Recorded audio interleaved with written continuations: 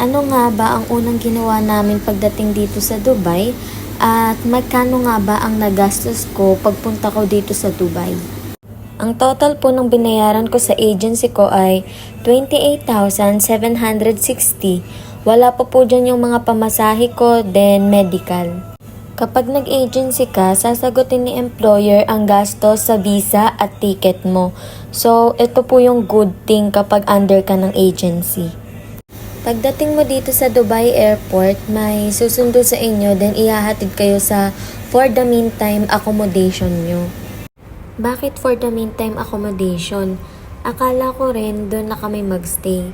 Sa Sharjah kami nagstay noon. Doon na din kami nagstay habang inaayos ang mga papers namin dito sa Dubai. Like yung Tauji training, medical namin dito for Emirates ID, fingerprint, and biometrics.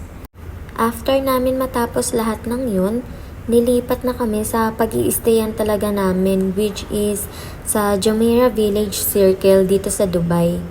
30 to 45 minutes ang biyahe papuntang Dubai Mall. Free accommodation and free transportation nga po pala ako. So, sa 1 month food lang ako nagbabudget.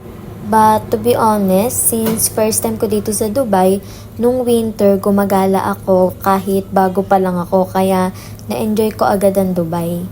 So, eto na ako ngayon, 1 year and 8 months na dito sa Dubai at may bago ng company na pinapasukan. Hindi ka rin dito ma-homesick kasi sobrang daming kabayan dito. Good luck and see you here kabayan. Padayon!